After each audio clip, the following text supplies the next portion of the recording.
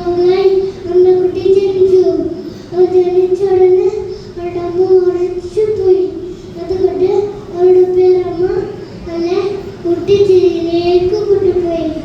അവളുടെ പേരപ്പയ്ക്കും പേരപ്പനും ആദ്യമാർക്കും ഒത്തിരി ഇഷ്ടമായത്. എൻ്റെ കുട്ടിക്ക് പേരനും വലിയവച്ചും ഈശോയുടെയും വിശുദ്ധന്മാരുടെ ഒത്തിരി കലകൾ പഠിച്ചു കൊടുക്കുമായിരുന്നു. അങ്ങനെ അവൾ മിടുക്കിയായി വളർന്നു. ഒരു ദിവസം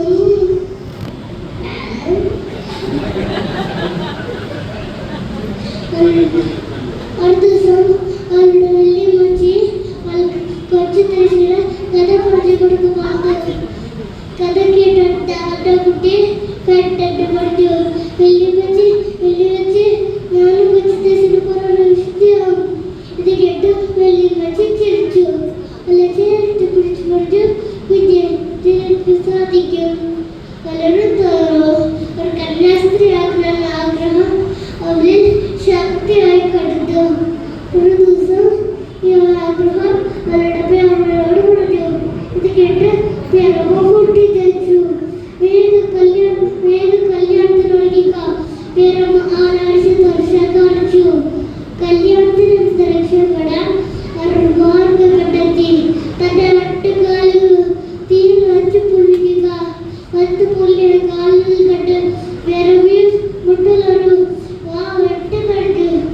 ഒടുവിൽ അവരുടെ നിർബന്ധം കണ്ട അല്ല ഭദ്രകാലത്ത് കാറെടുത്ത് ചേർക്കപ്പല് എല്ലാവരും സമ്മതിച്ചു.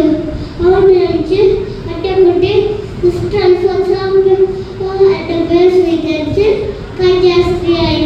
പഠിച്ചു ചേർന്ന ശേഷം 20 രോഗങ്ങൾ അടിപ്പെട്ടു.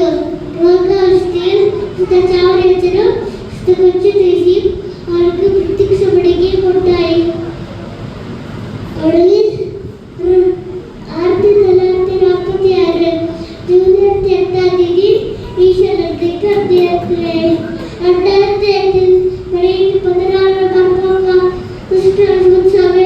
വിശുദ്ധിയാക്കി ഉയർത്തി. ഇതിൽ പ്രധാന കാരണം ചാപ്റ്റർ അടക്കപ്പെട്ട കുട്ടികളെ വെച്ച് രോഗസൗഖ്യമാർന്നു.